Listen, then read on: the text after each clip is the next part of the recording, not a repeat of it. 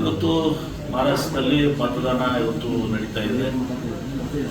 ನಾವು ವಿಶ್ವಾಸವನ್ನು ಹೊಂದಿದ್ದೀವಿ.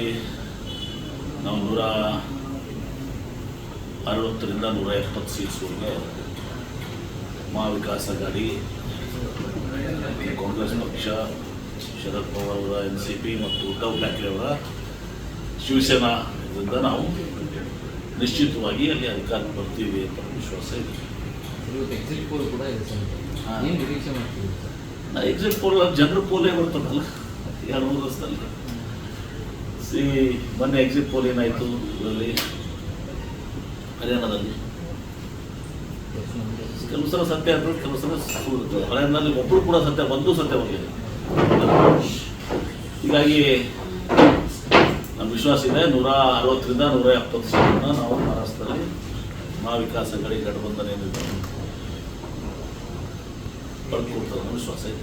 ಕರ್ನಾಟಕದ ವಿಚಾರಗಳು ಜಾಸ್ತಿ ಪ್ರಚಾರದಲ್ಲಿತ್ತು. ಗ್ಯಾರಂಟಿ ಬಗ್ಗೆ ಪ್ರಚಾರ ಆಯಿತು. ಅವರು ಸುಮ್ಮನೆ ನೋಡಿ ಹಗರಣದ ಪ್ರಿಯರು ಕೂಡ ಪ್ರಸ್ತಾಪ ಮಾಡಿದ್ರು. ನೋಡಿ ಅಲ್ಲಿ ಸುಮ್ಮನೆ ಒಂದು ಅಡ್ವರ್ಟೈಸ್ಮೆಂಟ್ ಕೊಟ್ಟಿದ್ದಾರೆ. ಎಷ್ಟು ಕಿಲೋಮೀಟರ್ ಕೇಳಿದ್ರೆ ಕರ್ನಾಟಕದಲ್ಲಿ ಗ್ಯಾರಂಟಿ ಎಲ್ಲ ಬಂದಾಗಿದೆ. ಅದಕ್ಕೆ ಮತ್ತು ಕ್ಲಾರಿಫಿಕೇಶನ್ ಬಂದು ಕೊಟ್ವಿ ಮಾತ್ರ.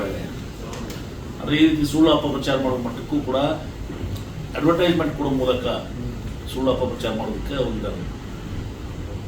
ಮತ್ತು ಇಲ್ಲಿ ಬಗ್ಗೆ ಭ್ರಷ್ಟಾಚಾರದ ಬಗ್ಗೆ, ಎಕ್ಸೈಸ್ ಇದ್ರ ಬಗ್ಗೆ ಏನೋ ಒಂದು ನಮ್ಮ ಅಲ್ಲಿ ಮಾತಾಡಿದ್ವಿ. ಇವೆಲ್ಲ ಪ್ರಧಾನಮಂತ್ರಿ ಮಾಡುವಂಥ ಕೆಲಸ. ಆದರೆ ಇದೆಲ್ಲವೂ ಕೂಡ ಲೆಕ್ಕಿಕ್ಕಲ್ಲ. ಅಲ್ಲಿ ಏನು ನಿಮ್ಮ ಶಿಂದೆ ಉದ್ಧವ್ ಠಾಕ್ರೆ ಅವರಿಗೆ ಮೋಸ ಮಾಡಿದರು, ಅಜಿತ್ ಪವಾರ್ ಏನು ಶರದ್ ಪವಾರ್ ಮೋಸ ಮಾಡಿದರು.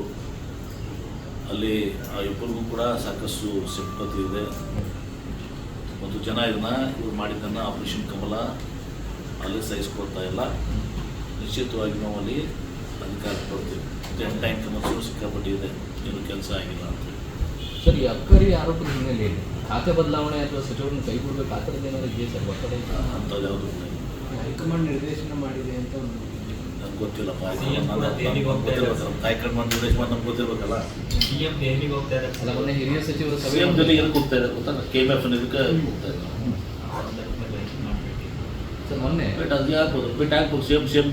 CM ಡೆಲ್ಲಿ ಹೋಗಿ ಮತ್ತು ಹೈಕಮಾಂಡ್ ಭೇಟಿಯಾಗಿ ಚೆನ್ನಾಗಿ ಭೇಟಿಯಾಗೇಬೇಕು.